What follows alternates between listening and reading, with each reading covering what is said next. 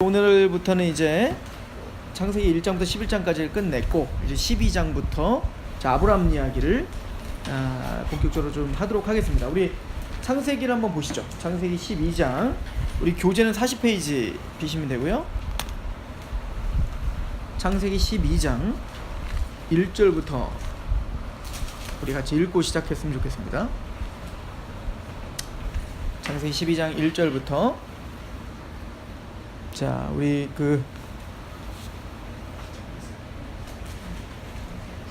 9절까지 가겠습니다. 창세기 12장 1절부터 9절 같이 읽어볼까요? 시작. 여호와께서 아브라함에게 이르시되 친척과 아버지의 집을 떠나 내가 네게 보여줄 땅으로 가라. 내가 너로 큰 민족을 이루고 내게 복을 주어 내 이름을 창대하게 하리니 너는 복이 될지다. 너를 축복하는 자에게는 내가 복을 내리고 너를 저주하는 자에게는 내가 저주하리니 땅의 모든 족속이 너로 말미암아 복을 얻을 것이라 하신지라. 이에 아브라함이 여호와의 말씀을 따라갔고 롯도 그와 함께 갔으며 아브라함이 하란을 떠날 때에 75세였더라. 아브라함이 그의 아내 사레와 조카 롯과 하란에서 모든 소유와 얻은 것들을 이끌고 가나안 땅으로 가려고 떠나서 마침내 가나안 땅에 들어갔더라. 아브라함이 그 땅을 지나 세겜 땅 모래 상수리 나무에 이르니 그때 가나안 사람이 그 땅에 거주하였더라. 여호와께서 아브라함에게 나타나 이르시되 내가 이 땅을 내 자손에게 주리라 하시니라. 자기에게 나타나신 여호와께 그가 그곳에서 제단을 쌓고 거기서 베델 동쪽 산으로 옮겨 장막을 치니 서쪽은 베델이요 동쪽은 아이라. 그가 그곳에서 여호와께 제단을 쌓고 여호와의 이름을 부르더니 점점 남방으로 옮겼다. 아멘. 자, 이제 아브라함을 하나님이 부르셨어요. 그 전체적인 어떤 좀 개요를 좀 보시면 하나님께서 이제 아브라함을 부르신 곳이 갈대아 우르이죠.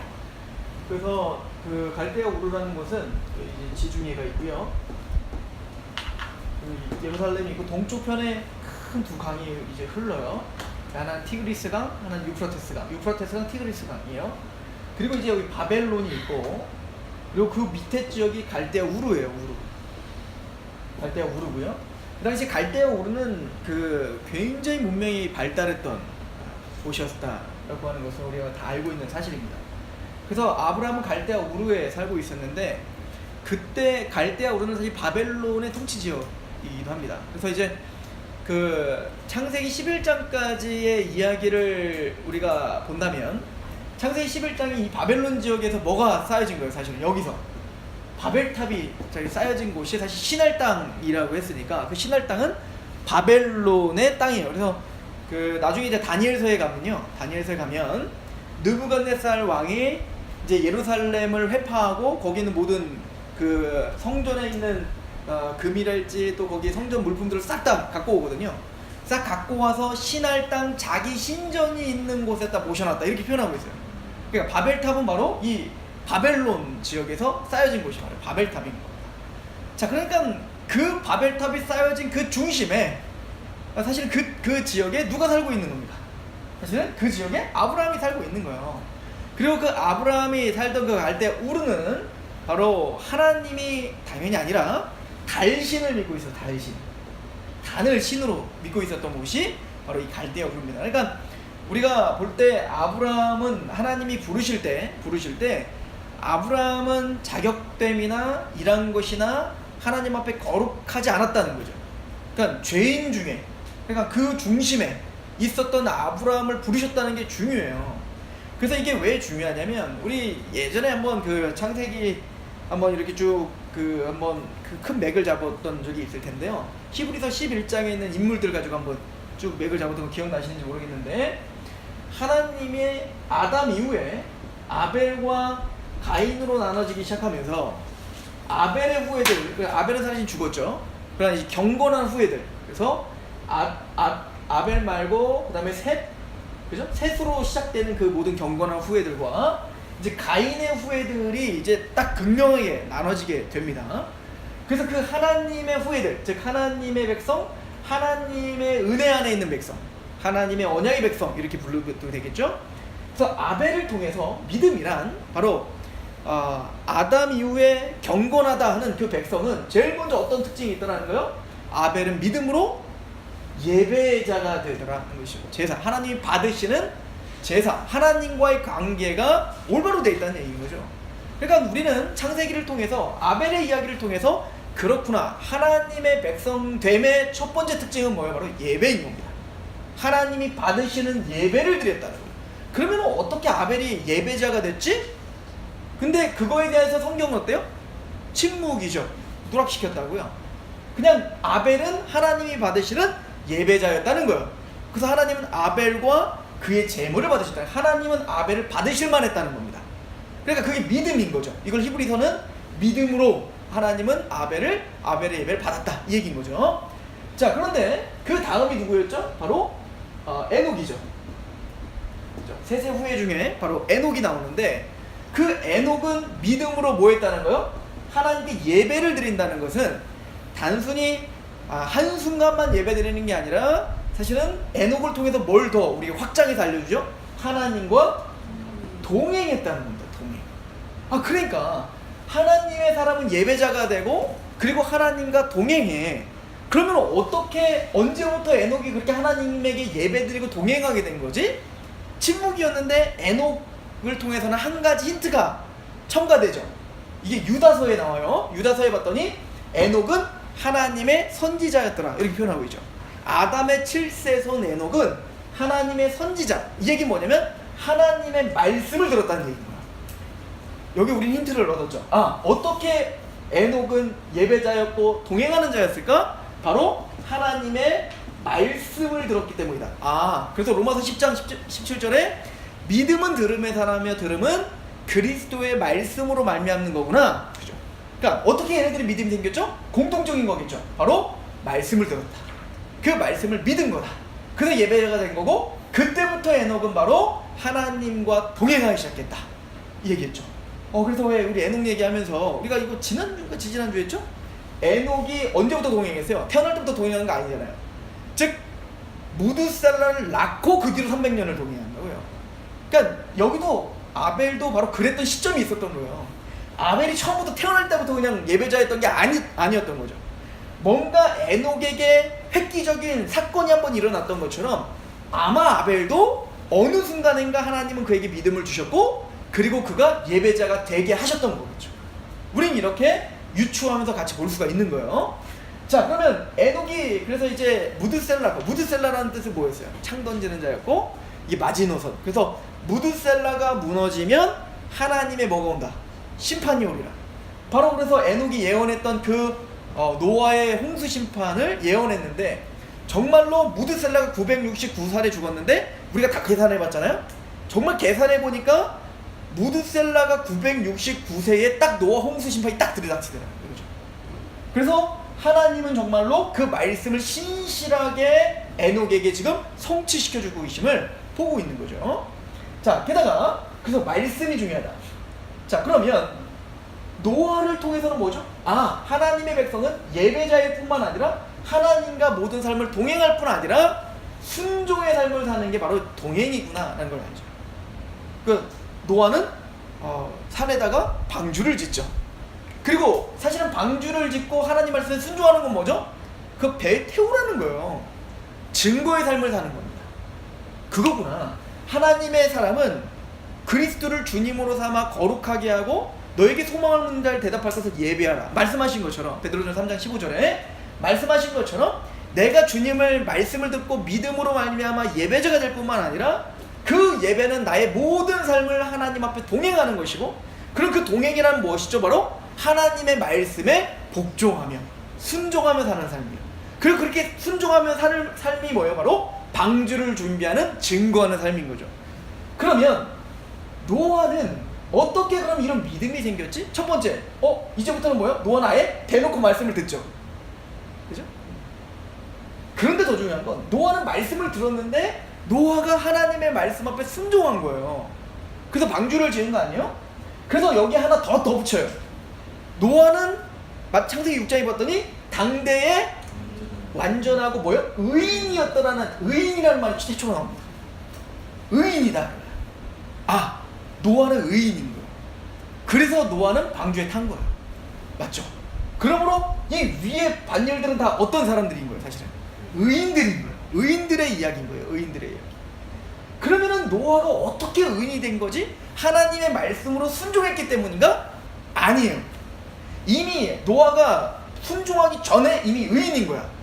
그죠? 왜냐면은 당대 의인이 완전한 자다. 그리고는 너 방주 지어라 이랬던 거 아니에요?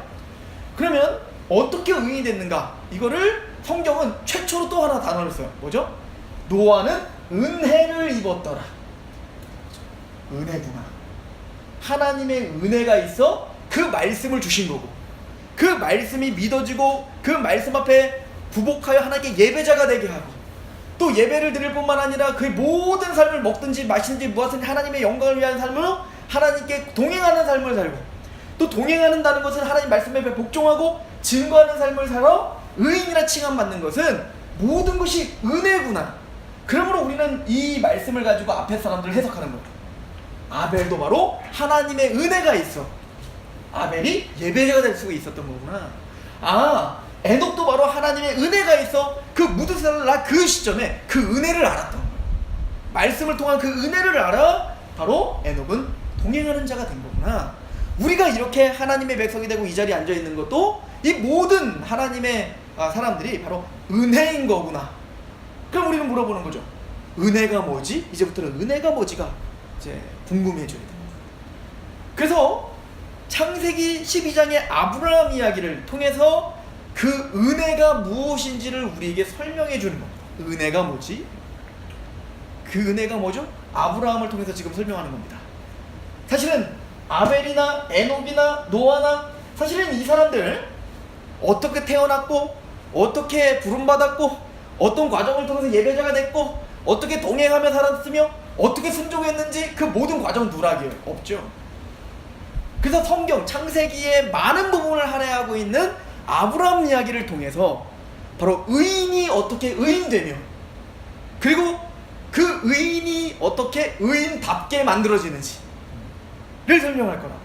자, 앞에서 설명한 은혜라는 것, 또 의인이라는 것, 그 의인이 뭐지? 궁금해야 돼요. 이제 은혜는 뭐지? 궁금해야 된다고요. 그래서 아브라함을 통해서 의롭다함을 받는다는 게 무엇인지 설명되십니다. 그래서 크게 이제 아브라함 이야기를 여러분들이 좀 확인하려면 크게 아브라함 이야기는 큰 사건 몇 가지만 좀 기억하시면 되는데요. 첫 번째는 12장에 하나님이 아브라함을 부르시는 장면입니다. 부르시고 하나님은 12장에 뭐 하시냐면 약속하십니다. 그죠? 그리고 약속하시고 하나님이 여기서 아브라함이 여기서 뭐 하냐면 하나님을 예배합니다. 이걸 뭐냐? 하나님 여호와를 불렀더라 이렇게 표현하죠. 이거 최초의 여호와를 불렀더라 이거 누구예요? 기억나세요? 셋이죠. 셋.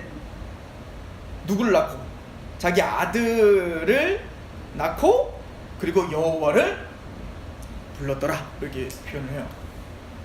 그건 뭐죠? 자신의 힘으로 메시아를 알 수 없다는 걸 알아. 어떻게 한 거죠? 하나님만을 의지하는 표현이었던 거죠. 하나님만을 갈망하는 그런 것처럼 바로 그 의인은 뭐요? 하나님을 부르는 자인 거죠. 그렇죠? 그럼 하나님이 그렇게 부르시고 하나님이 아브라함을 부르셨어요. 근데 그 부르시는 장면에 보면 아브라함이 뭔가 자격이 돼서가 아니라 달신을 숭배하고 바벨론 지역에서 바벨탑을 쌓았던 바로 그 통치 지역에서 달신을 숭배하며 우상 숭배하고 있는 아브라함이 또 하나님이 갑자기 깨어져 갖고 하나님을 찾아간 게 아니라 하나님이 직접 그를 부르러 가시죠. 이게 은혜의 시작입니다. 그러니까 아브라함과 상관없이 하나님은 아브라함에게 찾아가시는 겁니다. 그죠? 그리고는 그 아브라함을 데려와 그 앞에서 약속하시고 아브라함은 근데 그 약속을 잘 믿더라 안 믿더라? 안 믿더라는 거예요. 그런데 아브라함의 모든 인생을 통하여 하나님을 믿게 하시고야 말고 그리고 마침내 이삭을 바치는 그 자리까지 가게 하시더라. 야, 이런 아브라함의 스토리를 알고 빌립보서 1장 16절을 보면 그냥 이게 무슨 뜻인지 알죠. 착한 일을 시작하신 이가 예수 그리스도의 날까지 이루시죠. 우리가 확신한다. 우리는 아브라함의 인생을 통해서 이 말씀을 확신합니다. 아브라함은 착한 일을 시작하시는 게 누구였어요? 하나님이었잖아요. 아무것도 한 것 없는 그를 하나님 먼저 찾아가신 겁니다. 그리고 부르셨고 약속하시고 약속을 믿지 않는 그에게 또 약속하시고 마침내 이삭을 바치는 그 믿음의 장성한 분량까지 하나님이 데리고 가시고야 말더라 하는 거예요. 이게 은혜죠. 그런데 좀 다시 한번 좀 큰 그림 잡으면 그렇게 하나님의 은혜로 구원받은 아브라함, 그래서 믿음의 조상이에요. 그래서 아브라함 믿음이 생기는 과정은 바로 우리의 이야기인 거예요. 그래서 믿음의 조상이라고 이야기하죠. 자, 그런데 우리는 또 이렇게 생각하죠. 아브라함이 도대체 뭐길래 얘를 선택한 거지? 왜냐면 75세 때 지금 불렀댔잖아요. 그러니까 75세까지 도대체 아브라함은 물론 갈대아 우르에서 뭐 우상을 숭배했다고 하는데 그거는 우상 숭배했다고 말 안 써 있으니까 적어도 그 바벨론 지역 갈대아 우르에서 막 고민하며 악했지만 얘 혼자는 그래도 뭔가 하나님을 알고 막 그랬던 거 아니야? 이렇게 착각할 수가 있죠. 그래서 이삭 이야기가 있는 거예요. 왜? 이삭은 아예 태어날 때부터 어떻게 태어나요? 약속의 자녀가 있다. 약속의 자녀. 이스마엘 안 돼. 엘리에셀 안 돼. 반드시 너의 아내 사라를 통해서 100세 때 날 아들이 있는데 걔가 약속의 자녀야. 자, 이걸 통해서 뭐 하는 거죠? 주권과 하나님의 선택을 말하는 거야. 이삭이 낳기도 전에 하나님은 이미 누구를 알아요. 이삭을 예비하시고 준비하시고 아브라함에게 태어나게 하시잖아요. 이걸 통해서 더 부연 설명하는 겁니다. 그 택하심은 언제부터 시작된 거다 이거예요. 태어나기도 전부터 시작됐다 이겁니다. 그럼 또 이게 우리는 또 이렇게 생각한다니까?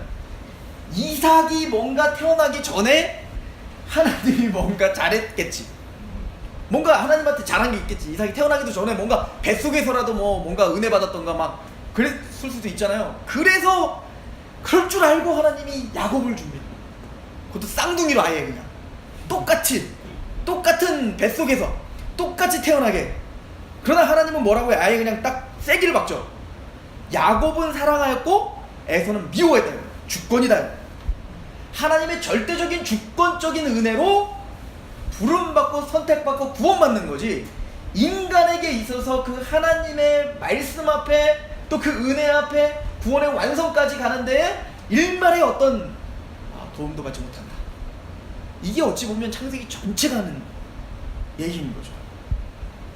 그런데 제가 다시 말씀드리는 이삭 이야기는 이제 우리가 다음에 보겠지만, 이삭 이야기를 우리가 정직하게 보면요, 물론 이삭도 굉장히 그 약한 부분들이 굉장히 많습니다. 예를 들어서 그 자기 아내 팔아먹어야 되죠. 또 하나는 에서에게 축복하는 장면 보면 이삭 진짜 그때 눈이 멀었다라고 했는데 성경은 항상 육적인 눈과 영적인 눈과 항상 매치시키면서 가요. 얘는 지금 영적으로 온 게 심각한 지금 소경이 되어가고 있는 거예요. 근데 누가 깨어 있었죠? 단 리브가가 깨어 있었죠. 그래서 하나님의 약속을 알고는 리브가가 야곱이 축복받아야 된다는 걸 알고 있었던 겁니다. 그죠? 아무튼 그런 좀 연약함이 있지만 그래도 이삭이 잘 나갈 때는 끝장나게 잘 나갔다. 그러니까 믿음의 승리를 굉장히 잘해요. 아예 얘는 등장부터 뭐요? 순종의 자녀로 딱 나오죠. 이게 그러니까 이 부모의 그 신앙이 얼마나 중요한 줄 알아요. 왜냐면 이삭은요, 아브라함의 이런 엎치락 뒤치락한 거 안 봤어요. 이삭이 딱 본 장면이 뭐냐면 바로 이삭 자기 나오는 것부터 시작이니까, 아브라함은 이때부터 어떻게 됐을까? 하나님 앞에 많이 성화된 상태에서 이삭을 키웠다고요. 그러니까 아브라함은 하나님의 약속을 신실하게 알고 믿고 순종하며 살아가는 모습을 누가 본 거예요? 이삭이 본 거죠. 그러니까 자기를 죽이려는 아브라함을 신뢰했고 그 하나님을 신뢰했던 거예요, 사실은 이삭은. 이게 사실은 우리가 부모로서 애기 낳기 전에 빨리 우리는 저기 신앙을 잘 견고하게 해서 벌써 많이 컸죠. 그래서 이제 이삭을 통해서는 그런 순종의 자녀로 나올 뿐만 아니라, 나중에 한번 더 자세하게 말하겠지만, 이 이삭은 어떻게 했죠? 우물 뺏기면 뺏겨요. 그러나 그것 때문에 낭망하지 않죠. 우물 파죠. 또 나오죠. 뺏기죠. 우물 또 파죠. 저는 그래서 이런 걸 봐요. 정말 신앙의 가정에서 자라난 아이가 굉장히 안정적이고 여유가 있다는 걸 저는 믿어요. 그러니까 내가 누구 함께 있다는 그 든든함이 있다고요. 그죠? 그런 것처럼 이삭은 바로 그런 약속의 든든함이 있었던 겁니다. 그런 거에 비해 야곱의 인생은 완전 다르죠. 야곱은 완전히 자기가 뭔가 해내려고 막 하여튼 자기 막 뺏길까봐 막 겁나서 막 항상 안절부절했던 게 바로 야곱이었던 거예요. 근데 사실 우리가 거의 야곱 같죠. 그죠? 근데 야곱의 인생을 통해서 뭐예요? 바로 이삭의 자리까지, 그 절정, 하나님의 믿음의 절정까지 사실은 하나님은 야곱을 인도하듯. 그래서 야곱은 나중에 뭐라고 고백을 하냐면 내 부요조의 축복, 그 뭐냐면 아브라함과 이삭보다 내 축복이 낫다는 거예요. 왜냐면 하나님을 내가 더 잘 안다는 겁니다. 그 우여곡절 속에서 막 이렇게 죄도 지어보고 거기서 두드려 맞아보기도 하고 그리고 달려가기도 하고 또 하나님께 축복도 받아보고 그런 여러 가지 과정들을 통해서 하나님을 깊이 체험한 야곱이 담대하게 파라오에게 축복하는 자리까지 가죠. 그렇죠? 바로 야곱의 인생을 통해서는 그런 야곱과 같은 인생, 우리 인생을 이스라엘답게 만드시는 하나님의 어떤 은혜, 그 얘기를 이야기하죠. 그리고 마지막 요셉을 통해서 뭐죠? 그래서 그렇게 약속의 자녀인 하나님의 선택을 받은, 그래서 하나님이 빚어준 하나님의 백성들은 영향력을 끼치며 산다는 거예요. 복에 근원된 삶을 산다는 거예요. 요셉은 그래서 가정에서도, 또 보디발레 집에 노예로 끌려가서도, 또 감옥으로 가서도, 또 애굽의 총리가 되서도 변함없는 사실은 하나님의 말씀 앞에 하나님의 은혜를 임하게 하는 자입니다. 이게 오늘 아브라함에게 약속한 중대한 약속의 핵심입니다. 자, 이런 큰 과정 속에서 우리는 지금 아브라함 이야기를 보는 거예요. 그래서 아브라함은 창세기 12장의 부름을 받고 12장의 약속을 받았지만, 우리가 잘 알듯이 아브라함은 엎치락뒤치락 그 약속을 잘 믿지 못하고 막 도망도 갔다가 뭐 아내도 팔아버리다가 막 이런 일들을 한다고요. 그리고는 15장에 와서 의롭다 칭함을 받습니다. 그래서 이 로마서 4장에 나오는 이신칭의의 모형이 바로 이 15장 이야기를 가지고 사도 바울이 우리도 그렇게 아브라함처럼 믿음으로 의롭다함 받는 거야 를 설명하는 거였다는 거예요. 그러니까 아브라함은 12장의 부름을 받고 15장에 가서야 의롭다 칭함을 받아요. 그럼 의롭다 칭함 받은 이유는 아브라함이 그냥 그때부터는 의인답게 살았나요? 아니요. 그 뒤에도 팔아버려요, 자기 아내. 그리고 그 뒤에도 막 하나님 약속 못 믿어가지고 막 비웃고 막 이런 장면들이 그 뒤에 나온다고요. 그러나 아브라함을 17장에 하나님이 뭘 주시죠? 할례를 받는 장면이 나옵니다. 그래서 이 15장에서는 하나님이 의롭다 칭해 주시고 언약에 대한 이야기를 강하게 합니다. 메리트에 대한 이야기를 15장에 하고, 그리고 17장에 가서야 뭐요? 할례를 받습니다. 그러니까 이 할례라는 건 뭐냐면 이렇게 의롭다움을 받은 너희가 바로 하나님께 선택받은 민족이요, 너희는 나에게 바로 그렇게 구별된 민족이다 라고 한 걸 선언하는 게 바로 할례 받는 거죠. 우리로 말하면 중생을 체험하고 물세례 받은 거예요. 우리는 이제 거룩하게 구별되었습니다. 예수님이 십자가에 죽었을 때 나도 함께 죽고 예수님 부활한 것처럼 나도 부활한, 이제 그래서 하나님을 위해서 사는 자가 됐습니다를 고백하게 하고 표현하는 게 바로 세례인 것처럼 17장에 와서 바로 그런 할례 의식을 행하는 겁니다. 그럼에도 불구하고 우리가 알지만 17장부터 이제 18장부터 이제 제가 설교할 때마다 제일 많이 얘기일 것 같아요. 하나님이 약속하지만 아브라함 비웃어요. 18장에. 19장에 누가 비웃어요? 사라 비웃어요. 그리고 19장에서 20장 넘어가는 그 사이에 사라 팔아버려요. 또 아비멜렉한테. 그래, 이런 처참한 짓을 행했지만 하나님은 마침내 20장 21장 그죠? 21장에 드디어 하나님이 누굴 주세요? 이삭을 주시더라. 그래서 21장에 하나님께서 이삭을 드디어 주시는, 그 창세기 12장에 약속했던 그 약속을 드디어 21장에 성취시켜 주시는 거예요. 그리고는 그 이삭을 바치는 장면이 22장에 나오는 거예요. 그리고는 아브라함 이야기가 끝나는 거예요. 그러면 제가 이제 전체적인 건 다 얘기했어요. 그래서 이런 과정 속에서 하나님이 이삭을 바치는 그 자리까지 누가 인도하신 거다? 바로 하나님이 인도하신 거다. 그리고 이거를 뭐라고 하냐면 은혜라고 하는 거예요. 그러니까 은혜라고 하는 개념은 어느 한순간 우리에게 느낌이 좋게 해주는 게 은혜가 아니에요. 근데 이거 굉장히 중요한 개념인데요. 예전에 우리 서산에 잠깐 내려왔던 청년 중에 신비주의에 빠졌던 청년이 있어요. 요즘에도 연락이 계속 와요. 근데 그 청년이 오자마자 자꾸 은혜가 있어야 됩니다. 막 그래요. 그래서 좋은 얘기지. 은혜가 뭐라고 생각해? 내가 물어봤어요. 그러더니 뭘 보고 뭐 방언하고 뭘 해고 뭘 하나님이 나한테 뭘 이렇게 했고 저렇게 했고 뭘 했고 은혜지. 그러나 진짜 성경에서 말하는 은혜, 헤세드라고 하는 것은 예수 그리스도를 주시는 게 은혜예요. 그리고 은혜라고 하는 것은 어떤 한순간 우리에게 주는 어떤 느낌의 변화랄지 내 마음이 좋아진다든지 이게 은혜가 아니라 우리 인생 전체에서 하나님이 행하시는 그 어떤 일이 은혜인 거예요. 너무 중요한 겁니다. 만약에 우리가 순간순간 은혜를 받았다 안 받았다로만 자꾸 따져버리면, 예를 들어서 우리가 설교 시간에 들었는데 내가 듣기 싫은 얘기만 막 해. 그래서 저 목사님 얼굴 보기도 싫다. 그럼 은혜 안 받은 거죠? 우리가 보통 은혜 받았다는 건 뭐예요? 맞아.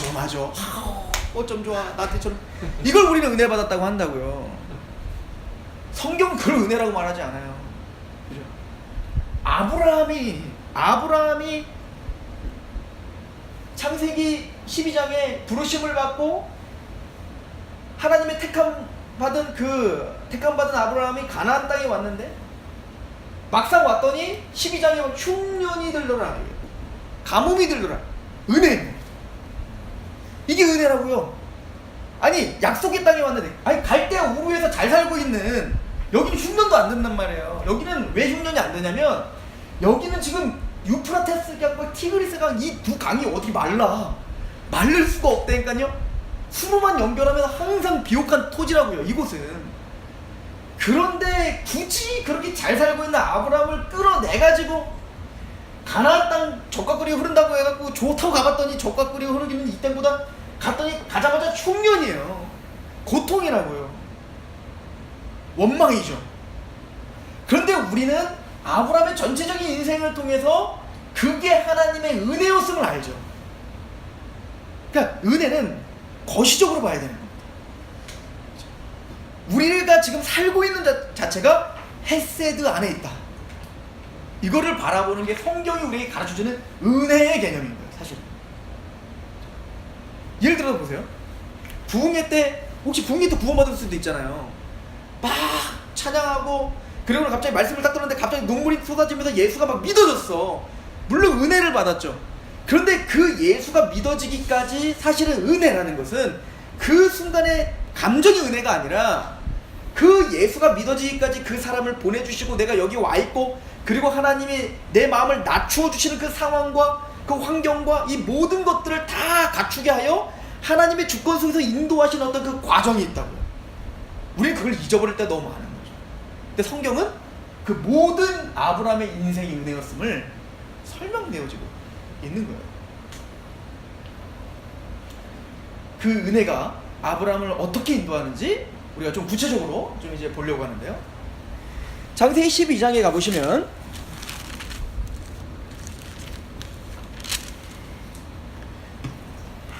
창세기 12장에 2절은 이렇게 말합니다. 내가 너로 큰 민족을 이루고 내게 복을 주어 내 이름을 창대하게 하리니 너는 복이 될지라. 너를 축복하는 자에게는 내가 복을 내리고 너를 저주하는 자에게는 내가 저주하리니 땅의 모든 족속이 너로 말미암아 복을 얻을 것이라 하신지라. 이에 아브라함이 여호와의 말씀을 따라갔고 롯도 그와 함께 갔으며 아브라함이 하란을 떠날 때에 75세였더라. 이렇게 표현합니다. 자 보세요. 하나님께서 아브라함에게 주신 약속이 있어요. 첫 번째 약속은 뭐냐면 내가 너에게 큰 민족을 이루겠다는 거예요. 그죠? 민족. 이건 뭐죠? 자손을 주겠다. 첫 번째, 자손의 축복입니다. 자, 그리고 두 번째 축복은 뭐죠? 큰 민족을 이루고 내 이름을 창대하게 하니 너는 뭐가 될지라. 네가 복이 될 거라는 거예요. 요 복이 될지라를 이제 개역 성경에서는 의역을 했었죠. 뭐라고 했냐면 복의 근원이 될 거다 이 얘기입니다. 왜 복이라고 이야기하냐면요, 꼭 이거와 같죠. 그 에베소서에도 보면 교회는 만물 안에서 만물을 충만케 하는 충만이니라. 이게 굉장히 어려운 말이잖아요. 이게 뭔 말이야? 이 충만이라는 말은 뭐냐면 꽉 차다 이런 뜻이거든요. 꽉 찬 상태는 뭐냐? 완성됐다 이 얘기인 거예요. 그러니까 이 모든 만물을 하나님이 충만, 즉 완성시킬 거예요. 근데 그 완성시키는 완성이 누구라는 거야? 교회라는 겁니다. 꼭 그런 개념인 거죠. 무슨 얘기냐면 한승재 강사님이 지금 물이 먹고 싶어요. 갈증이 있어요. 그러면 저는 한승재 강사한테 뭘 주면 돼요? 물을 주는 게 복이잖아요. 그래서 물을 주는 거예요. 근데 하나님은 한승재 강사한테 물을 먹고 목마른 거 죽여라 하고 끝나는 게 아니라 네가 물이다. 아예 우물을 주겠다는 거야. 그러니까 너가 목이 마르니까 물을 줄게로 끝나는 게 아니라 네가 물이 돼요. 너처럼 목이 마른 사람들이 와서 마음껏 물을 마시는 복이 되게 하는 거야. 이 얘기인 거야. 그러니까 아브라함아 내가 너에게 복 줄게. 근데 그걸로 끝난 게 아니라 뭐야? 네가 복이다. 이거를 그래서 의역한 거예요. 네가 복의 근원이 될 것이다. 이렇게 표현한 겁니다. 우물이 될 거야. 이 얘기인 거야. 그렇죠? 그래서 네가 복의 근원이 된다. 이렇게 표현한 겁니다. 자, 그래서 하나님이 복의 근원이 되라 라고 말했으니까 복이 근원, 복이 될지라 라고 했으니까 그 복을 주기 위해서는 어떻게 되냐면 세 번째, 너를 축복하는 자를 축복하고 저주하는 자를 어떻게 하고? 저주하마. 이거야. 이거 뭐죠? 네 편이 되어줘. 너와 동행해. 철저하게 너의 편이 될 테니까 걱정 마. 두려워하지 마. 내가 싸우마. 이 얘기인 거예요. 그래서 너를 축복하는 자는 축복하고 저주하는 자는 저주할지니. 여러분들 요 세 가지 복이요. 요 세 가지 복 누구에게 한 약속이냐면 예수님이 제자들에게 한 약속. 똑같은 거예요. 예수님이 뭐라고 말하죠? 내가 너에게 자손을, 민족을 많게 해주마. 이 얘기 뭐예요? 너는 예루살렘과 온 유대와 사마리아와 땅끝까지 이르러 내 증인이 되라. 그래서 내가 너에게 내가 너에게 모든 분부한 것들을 가르쳐 지키게 하라. 이렇게 말하죠. 그래서 가는 곳마다 뭐 하라는 겁니까? 하나님의 민족들, 하나님의 백성들을 내가 너에게 맡겼다는 거예요. 그래서 너는 살아남는 어부가 되라는 겁니다. 그죠? 그래서 큰 민족을 이루겠다는 거예요. 하나님의 나라를 확장하는 도구가 너가 되게 되는 거예요. 그래서 예수님은 누구에게? 제자들에게 복음을 주셨습니다. 자기를 내어주셨다고요. 자기를 통하여 화목하게 하셨다고요. 복을 주셨을 뿐만 아니라 어때요? 네가 화목하게 하는 직분도 주셨다라고 말하잖아요. 즉 복의 근원이 되죠. 사람은 어부가 되는 겁니다. 그래서 마태복음 10장에 보면 제자들에게 뭐라고 이야기하냐면 너희를 영접하면 나를 영접하는 것이요 너희를 영접지 않는 건 나를 영접지 않는 것이다. 이 얘기인 겁니다.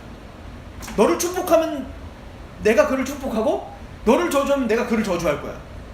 그러니까 지금 그 아브라함에게 주셨던 약속이 그대로 지금 제자들에게 재현되고 있어요. 단 영적인 복으로. 그죠? 자, 그러면 하나님은 하나님의 백성들에게 어떤 인생을 살게 하려는 거죠? 바로 복의 근원된 인생을 살게 하는 겁니다.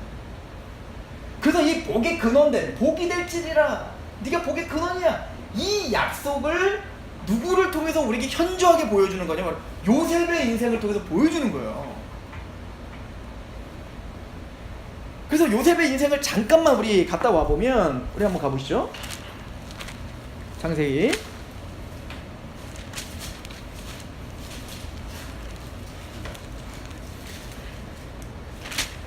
39장 한번 가보시죠.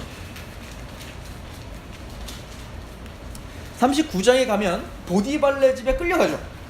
그죠? 형한테 배신당하고 보디발레 집에 끌려갑니다. 39장 2절, 여호와께서 요셉과 함께 하심으로 그가 뭐가 됐어요? 형통한 자가 되어 그의 주인 애굽 사람의 집에 있으니 그의 주인이 여호와께서 그와 함께 하심을 보며 또 여호와께서 그의 범사에 형통하게 하심을 보았다. 야, 그러니까 요셉이 행하는 곳마다 하나님이 형통하게 하셨어요.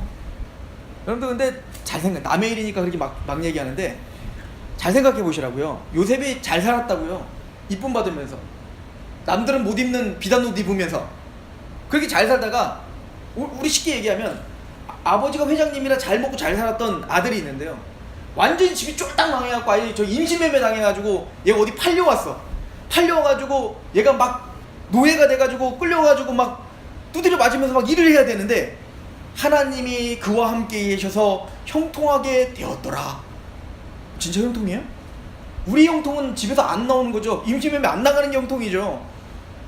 그런데 지금 하나님은 여기서 형통이라는 말을 쓰고 있다고요.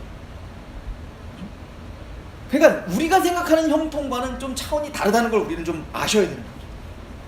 중요한 건 근데 요셉이 지금 끌려오는 그런 악한 어떤 상황 속에 있지만 하나님은 지금 그와 동행하고 계시다는 겁니다.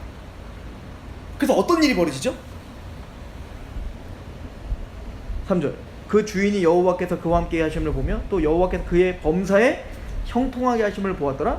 요셉이 그의 주인에게 은혜를 입어 섬김에 그가 요셉의 가정 총무로 삼고 자기의 소유를 다 그의 손에 위탁하니. 우린 여기서 중요한 걸 배워요. 하나님의 사람들이란 환경을 탓하기보다는 그 환경에서 내가 할 수 있는, 하나님 앞에서 할 수 있는 최선을 다하는 겁니다.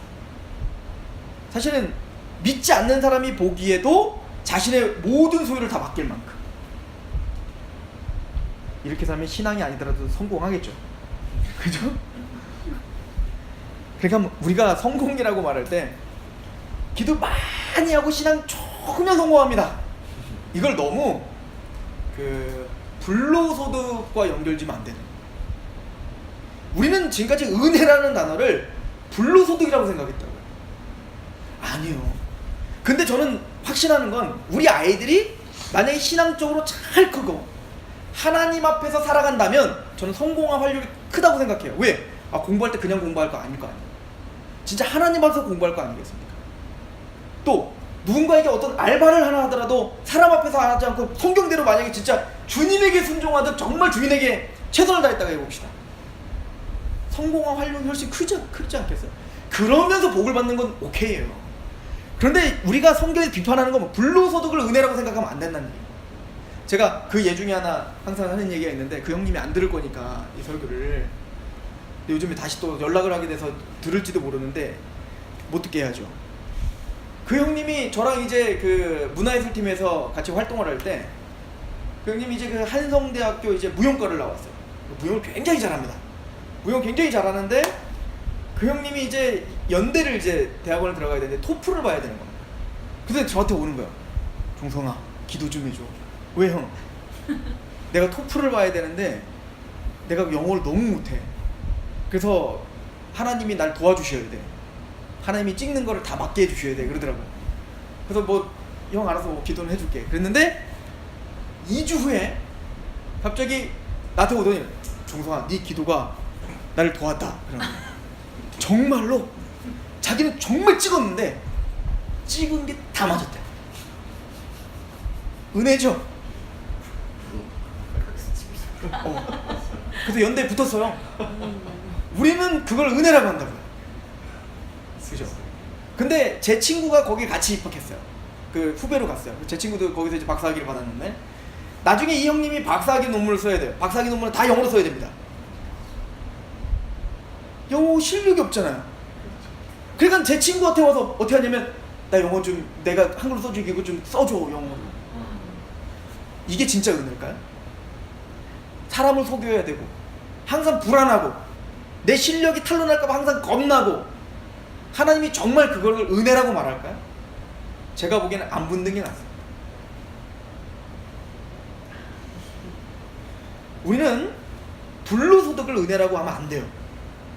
지금 하나님이 요셉에게 말하는 은혜라는 건 뭐냐면, 은혜라고 하는 건 뭐냐면 그 상황 속에서 하나님의 말씀 앞에 부단히도 그냥 그 앞에 서 있는 겁니다. 최선을 다하는 거예요. 자, 그런데 그럴 때 어떤 일이 벌어지냐면 4절, 요셉이 그의 주인에게 은혜를 입어 섬김에 그가 요셉을 가정 총무로 삼고 자기의 소를 다 그의 손에 위탁하니라.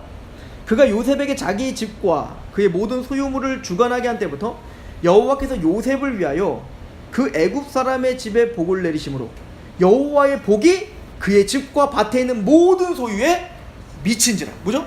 요셉을 통하여 보디발의 집에 하나님의 복이 임합니다. 아브라함의 예언이 성취되고 있죠? 그렇게 살았더니 잘 되든가? 나중에 보디발 아내가 유혹했는데 나중에 하나님 말씀 앞에 서 있다가 더 안 좋아졌어요. 상황이. 감옥에 갔죠. 그런데 요셉의 삶은 동일했습니다. 어디에 있어요? 그걸 형통이라고 말하고 있어요. 그리고 이렇게 표현합니다. 21절 보시죠. 여호와께서 요셉과 함께 하시고, 그러니까 지금 감옥에 갔는데도 하나님은 끝까지 요셉과 함께 계십니다. 그에게 인자를 더하사 간수장의 은혜를 받게 하시고. 이게 진짜 은혜냐고요, 우리가 생각할 때. 감옥에 갔는데 거기서 간수장이 아유 요셉 그래도 성실한데 이게 은혜요? 감옥 안 간 게 은혜지? 그런데 이걸 은혜라고 한다고. 그러니까 상황은 하나님의 주권 속에서 이렇게 될 수 있는 거예요. 불강력적으로 될 수 있잖아요. 우리가 그렇게 되고 싶어서 되는 게 아니라 불강력적으로 우리가 발버둥 쳐도 안 되는 게 있잖아요. 그럴 때는 하나님이 나와 그 가운데서 어떤 일이 하나님이 함께 하신다는 걸 믿는 거예요. 그런데 보니까 변함없는 사실은 있어요. 상황이 달라도 환경이 달라 변함없는 사실이 있는데 22절 간수장이 옥중 죄수를 다 요셉의 손에 맡김으로 재반을 다 받겠어요. 그러니까 요셉이 얼마나 성실하고 정직하게 살았겠냐고. 이건 변함이 없는 겁니다. 그리고 말하죠. 23절 같이 읽어볼까요? 시작. 간수장은 그의 손에 맡긴 것을 무엇든지 살펴보지 아니하였으니 이는 여호와께서 요셉과 함께 하시고 여호와께서 그를 범사에 이게 형통이에요. 그리고 요셉을 통하여 뭐요? 전옥에 하나님의 은혜가 임하는 거예요. 자, 우리 21절 보세요. 여호와께서 요셉과 함께 하시고 그에게 인자를 더하사 간수장에게 은혜를 받게 하셨다. 그러니까 간수장에 의해서 요셉은 항상 보호를 받고 있는 거예요. 그렇게 은혜를 받고 있는 요셉, 하나님과 동행하는 요셉, 그 요셉을 통하여 그 옥이 어떻게 됐을까요? 전옥이 점점 윤택해지죠. 그랬던 요셉을 국무총리로 갔더니 전 애굽이 어떻게 돼요? 나중에 요셉 때문에 실제적인 하나님의 복이 임하죠. 나머지 다 망하고 있는데 애굽만 승승장구하지 않습니까? 아브라함의 그 언약이 성실하게 요셉을 통하여 지금 성취되고 있음을 우리에게 보여주고 있는 복의 근원된 삶이 무엇인지를 요셉을 통해 설명되어지고 있더라는 거예요. 그래서 하나님은 창세기 12장에 네가 복이 될지라 라고 이야기를 하고 내가 너와 함께 하겠다 라고 말합니다. 그래서 야곱이 아브라함이 이 약속을 받자마자 제일 먼저 한 게 뭐죠? 우리 12장 다시 한번 가보세요.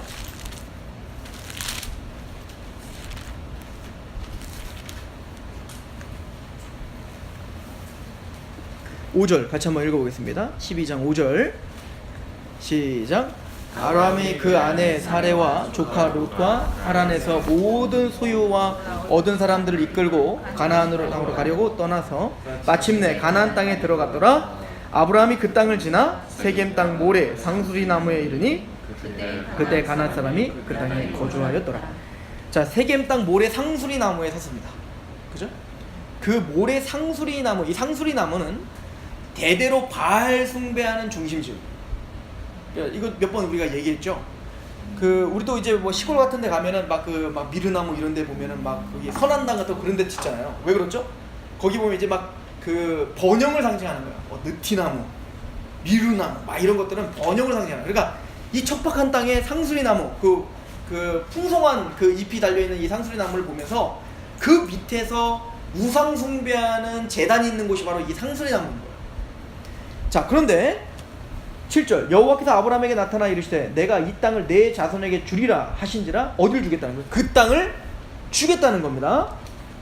자기에게 나타나신 여호와께 그가 그 세겜 상수리 나무 밑에서 뭐요? 제단을 쌓고 거기서 베델 동쪽 산으로 옮겨 장막을 치니 서쪽은 베델이요 동쪽은 아이라. 그가 그곳에서 여호와께 제단을 쌓고 누구의 이름을 부릅니까? 여호와의 이름을 불렀다. 그 땅은 어떤 곳이에요? 바알의 이름을 부르는 곳이고 아세라의 이름을 부르는 곳이에요. 그런데 그 중심에 하나님의 제단을 쌓고 어떻게 하는 겁니까? 여호와를 부르는 거예요. 이게 사실 아브라함의 사명인 겁니다. 하나님이 가나안 땅을 보내시는 목적이 여기 있는 겁니다. 하나님이 복의 근원이 된다는 말이 여기 있는 겁니다. 우상을 숭배하고 하나님이 아닌 자기 자신을 의지하고 다른 우상 숭배를 하는 그 중심 지역에서 그 제단을 부셔버리고 거기에 뭐요? 여호와 이름을 부르고 하나님께 예배가 없는 그곳에 하나님께 예배를 회복하는 것.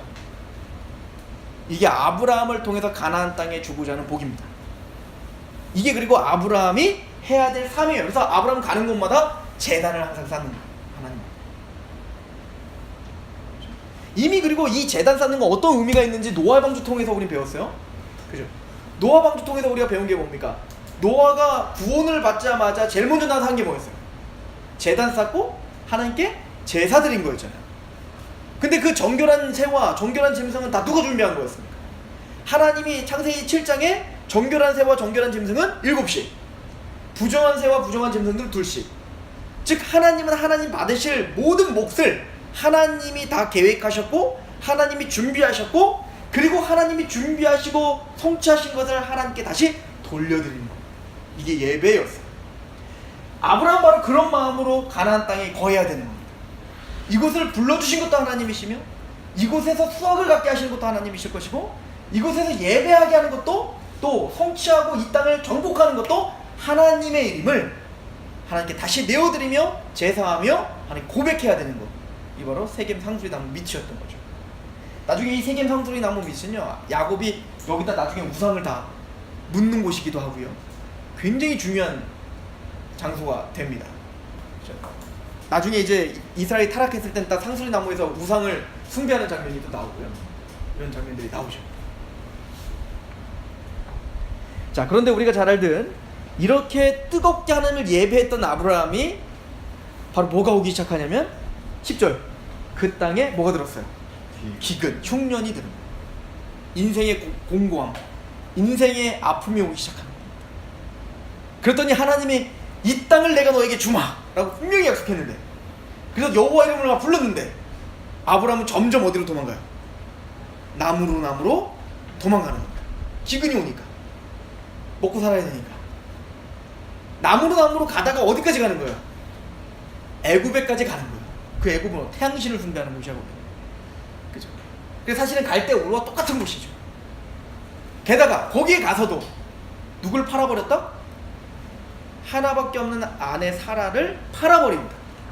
여러분, 이 사건은 하나님이 주신 모든 약속을 다 파괴해버린 겁니다. 첫 번째, 땅 버렸죠? 하나님 이 땅 주시겠다는데 땅 버렸잖아요. 자손, 내 민족을 창대케 하리라. 근데 그 자손은 누구를 통해서 낳아야 돼요? 사라를 통해서 낳아야 돼. 그 사라 지금 팔아버렸잖아요.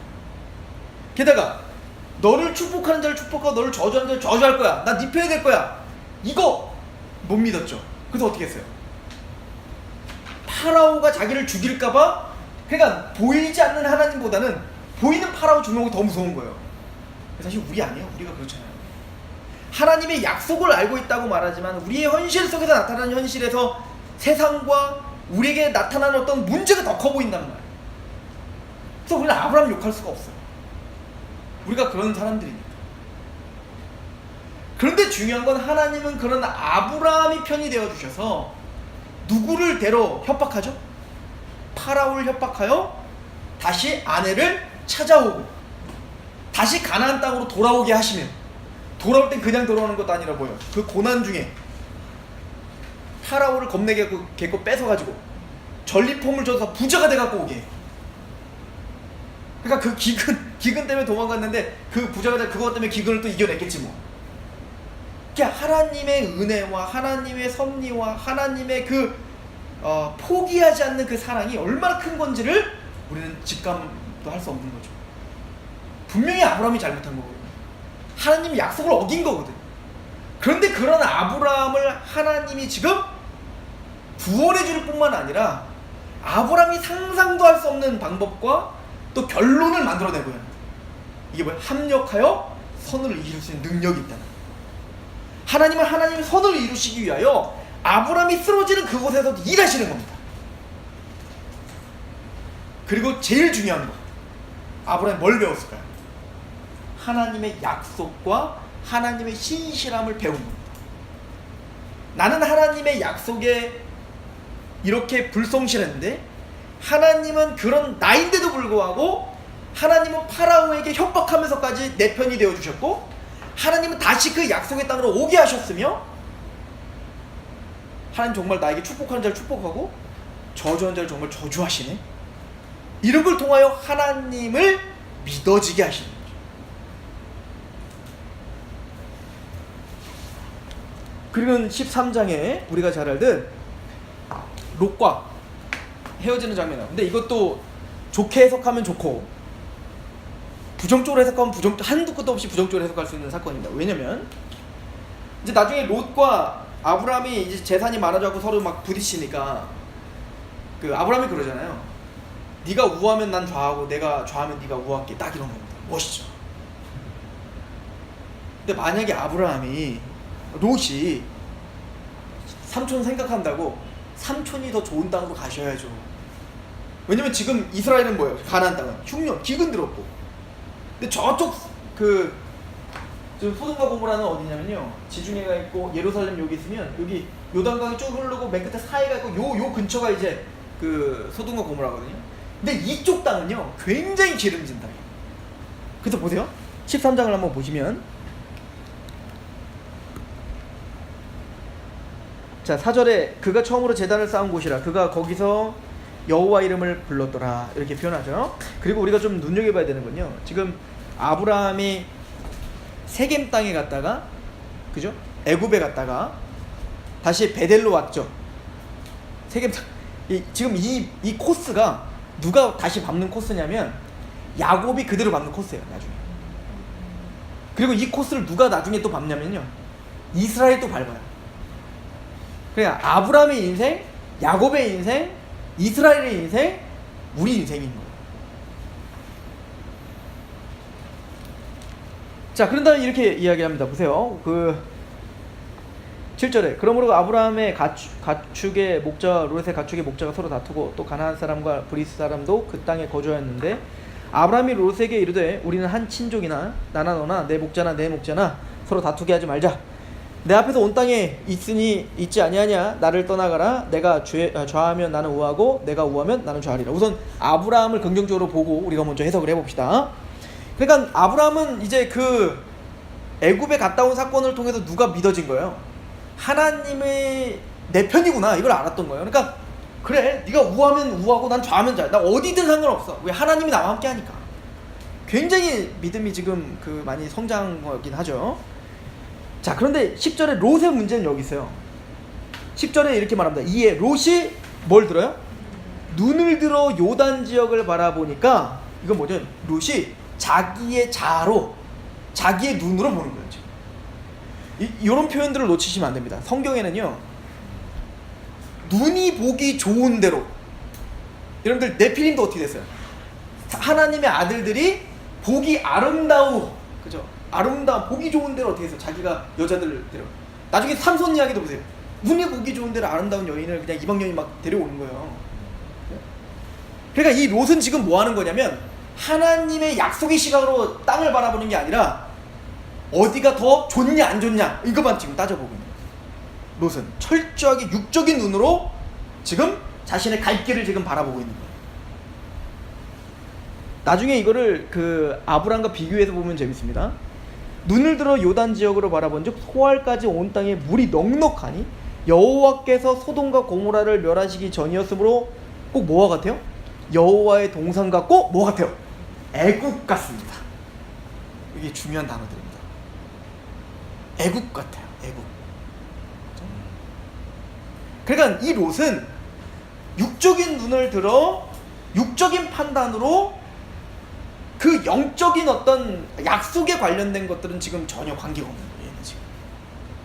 근데 중요한 건 롯은 의인이었습니다. 분명히 성경은 롯은 의인이라고 이야기합니다. 이런 롯 하나님 내버려 둘까요? 절대 내버려 두지 않습니다. 나중에 소돔과 고모라 땅에서 우리가 잘 알듯이 심판을 하고 거기서 나오게 하는 그의 인생의 과정을 통해서 롯도 롯답게 만드실 겁니다. 그러니까 우리가 무엇인가를 판단할 때 너무 육적인 것에만 연연하면 안 되는 거죠. 자, 그래서 이제 애국과 같은 그 땅을 했어요. 그럼 반대로 아브라함을 한번 보시겠어요? 아브라함 14절 롯이 아브라함을 떠난 후에 여호와께서 아브라함에게 이르시되 너는 눈을 들어. 이건 뭐죠? 하나님에게 순종하여 눈을 드는 겁니다. 굉장히 이게 다르죠? 롯은 자기가 눈을 들어 자기가 본 거고, 아브라함은 하나님의 말씀에 순종하여 눈을 든 겁니다. 눈을 들어라. 그리고 들은 거예요. 이게 아브라함과 롯의 다름이에요.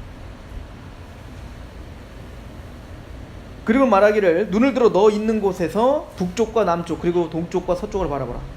보이는 땅을 내가 너와 내 누구에게 주리라? 자손에게 주리라. 그리고 이제 자손의 이야기가 계속 나옵니다. 너와 너의 자손에게 이 땅을 줄 거다. 이렇게 이야기를 하죠. 심지어 내가 내 자손이 땅의 티끌과 같게 하리니 사람이 땅의 티끌을 능히 셀 수 있을진데 내 자손도 세리라. 너는 일어나 그 땅을 종과 횡으로 두루다녀보라. 내가 그것을 내게 주리라. 이에 아브라함이 장막을 옮겨 헤브론에 있는 마므레 상수리 수풀에 이르러 거기서 거주하며 거기서 여호와를 위하여 또 뭐 쌓아요? 제단을 쌓습니다. 그러니까 아브라함은 가는 곳마다 뭐 하는 거예요? 하나님께 예배하고 제단 쌓는 거 하는 거예요. 그죠? 그리고 롯과 지금 아브라함을 대조하고 있어요. 근데 이걸 또 언약적인 시각으로 보면 아브라함이 뭘 실수한 걸까요? 아브라함은 애굽이 아무리 살기 좋아 보여도 아브라함이 먼저 정했어야 됩니다. 나는 이 땅에 거주해야 된다. 왜? 이 땅이 하나님이 주신 땅이라고 했으니까. 근데 그 땅 뺏길 뻔한 거예요 또. 그리고 롯도 보내지 말았어야 됩니다. 사실은 아브라함 그것까지는 몰랐겠지만. 자, 문제가 터집니다. 14장에 드디어 그돌라오멜을 비롯한 그 연합국이 소돔과 고모라 땅을 완전히 초토화시키고 그 소돔 왕과 고모라 땅을 완전히 지배하게 됩니다. 그래서 롯도 이제는 이제 포로가 되는 거죠. 근데 롯 이야기는 제가 다음 주에 해드릴게요. 왜냐면 롯 이야기는 이거와 소돔과 고모라 땅 멸망하는 이야기까지 같이 가야 되기 때문에 좀 길어서 이건 다음 주에. 롯 이야기도 굉장히 재밌습니다. 소돔과 고모라 땅 나오는 그 과정이 굉장히 영적인 의미가 많이 있는 이야기예요. 아브라함 못지않은 하나님의 중요한 메시지가 있기 때문에 넘어가도록 할게요. 자, 15장 갑시다. 이런 과정들을 통해서 아브라함이 계속 뭘 배우고 있는 거죠? 하나님이 누구신가를 배우는 거예요. 하나님은 약속하시고 신실하시게 그의 백성을 지키고야 만다를 배우고 있다고요. 그리고는 하나님이 15장 1절 보세요. 이후에 여호와의 말씀이 환상 중에 아브라함에게 임하여 이르시되 아브라함아 두려워하지 말라. 나는 내 방패요 너의 지극히 큰 산. 이거 가르쳐주는 거예요. 제가 이번 주 설교에도 이 얘기를 했는데 아브라함은 이걸 배워야 되는 거예요. 그러니까 아브라함은 하나님이 애굽에서 자기를 구원해주고 또 하나님의 은혜로 애굽에 의해서 지금 뭔가 그 금은보화를 가지고 왔고 가나안 땅도 주시고 자녀도 주시고. 그런데 아브라함이 착각하지 말아야 되는 거는 하나님이 주신 무엇이 상급이 아니라 내가 너와 함께 하고 있다는 것, 나 자체가 너의 상급이라는 것, 이거를 알게 하는 게 하나님의 지금 목적인 거예요. 그러니까 이런 인생을 잘 보여준 게 요셉인 거예요. 요셉은 사실은 가지고 있던 거 모든 거 다 잃어버리고 노예로 팔려갔어요. 또 노예로 팔려가서도 거기서 일어났던 거 더 한순간 다 무너지고 또 감옥으로 갔어요. 이런 과정들을 통해서 요셉이 뭘 배우냐면 내가 지금 모아놓고 내가 지금 해놓은 게 있다 할지라도 그것 내 거 아니라는 거예요. 진짜 영원히 내 것은 뭐밖에 없냐면 하나님밖에 없어요. 우리가 이거 배울 겁니다. 언제? 죽으면서 배울 겁니다. 제대로 배울 겁니다. 그때 배운다기보다는 그때는 결매를 맺는 거죠. 그 사실은 아브라함에게 히브리서 11장이 뭐라고 하냐면 아브라함이 너는 나그네라 이렇게 표현합니다. 그래서 우리 이 말씀을 좀 볼까요? 11장, 히브리서 11장 한번 가보세요. 이제 한 두 가지 정도만 얘기하고 이제 마칠 건데,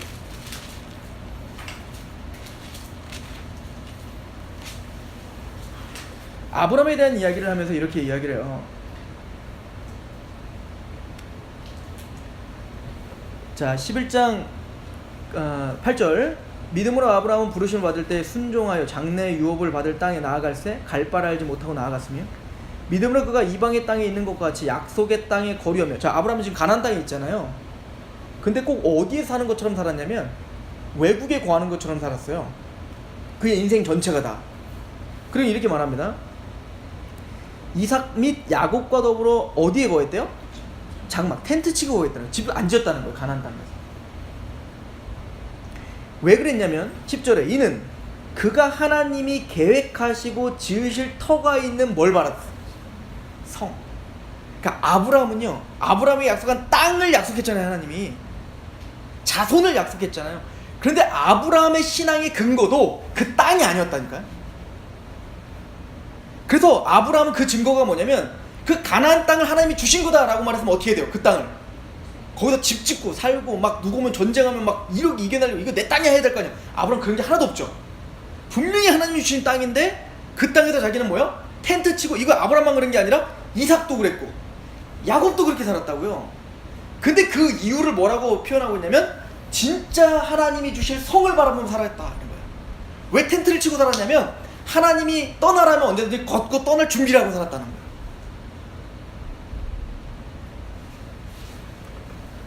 그래서 13절 이 사람들은 다 믿음을 따라 죽었으며 약속을 받지 못하였으되 그것들을 멀리서 보고 환영하고 또 땅에서는 외국인과 나그네임을 증언하였으니 그들이 이같이 말하는 것은 자기들이 본향을 찾는 자임을 나타냅니다. 그들이 나온 바 본향을 생각하였더라면 돌아갈 기회가 있었으려니와 그들이 이제는 더 나은 본향을 사모하니 곧 하늘에 있는 것이라.